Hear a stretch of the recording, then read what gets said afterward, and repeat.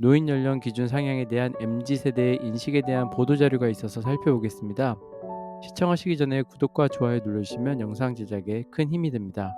올해 한국이 초고령 사회로 진입한 가운데 MZ세대의 대다수는 현재 65세인 노인 기준 연령을 높이는 것에 찬성하는 것으로 나타났습니다. 매일경제와 MZ미디어 플랫폼 어퍼티가 공동으로 20대에서 40대 남녀 3,781명을 대상으로 실시한 설문조사에서 78.1%가 노인 기준 연령 상향에 동의했습니다. 노인 기준 연령 상향이 필요한 이유로는 건강 상태가 이전보다 좋아졌기 때문이 58.2%로 가장 많았고, 복지 비용 증가로 인한 재정 부담 우려가 31.7%, 취약계층의 복지 공백을 메우는 것이 우선이라는 응답이 7.9%로 나타났습니다. 현행 노인 기준 연령인 65세는 1981년 노인복지법 제정 이후 43년간 변함없이 유지되어 왔습니다. 법 제정 당시 한국인의 기대 수명은 66세에 불과했으나 지난해에 82.7세까지 늘어나 당시 기준을 그대로 적용하는 것이 현실에 부합하지 않다는 지적이 제기되어 왔습니다. 설문조사 응답자들은 노인 기준 연령을 상향할 경우 만 70세 이상이 적정하다는 의견이 81.5%로 가장 많았으며, 만 75세 이상이라는 응답도 21.5%나 차지했습니다. 국제적으로도 노인 연령 기준 상향은 하나의 추세입니다. 일본은 2025년부터 노인 기준 연령을 70세로 상향한다고 발표했으며, 영국은 연금 수급 연령을 단계적으로 68세까지 높이고 있습니다.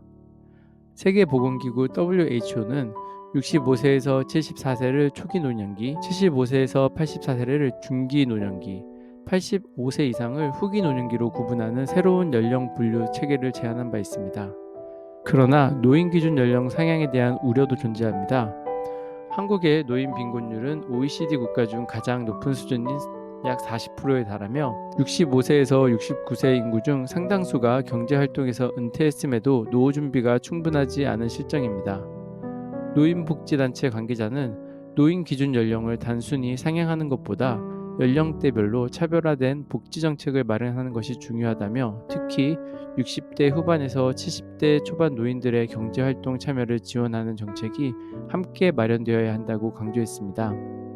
서울대 사회복지학과의 김모 교수는 노인 연령 기준 상향은 단순한 연령을 숫자로 변경하는 것이 아니라 우리 사회의 전반적인 고령화 대응 전략의 일환으로 접근해야 한다고 말했습니다.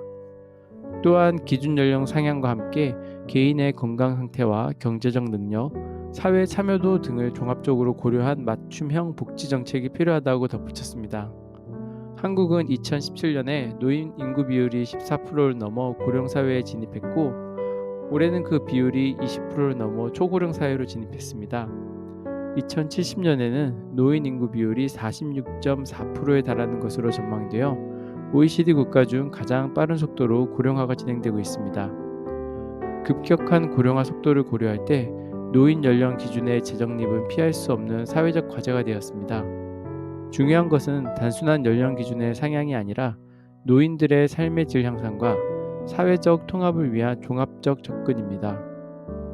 이번 조사 결과는 미래 세대인 MZ세대가 고령화 사회의 문제를 인식하고 적극적인 해결책을 모색하고 있다는 점에서 의미가 있습니다. 세대 간 갈등이 아닌 세대적 통합적 관점에서 초고령 사회의 도전에 대응해 나가야 할 시점입니다. 시청해 주셔서 감사합니다. 오늘도 행복한 하루 되세요.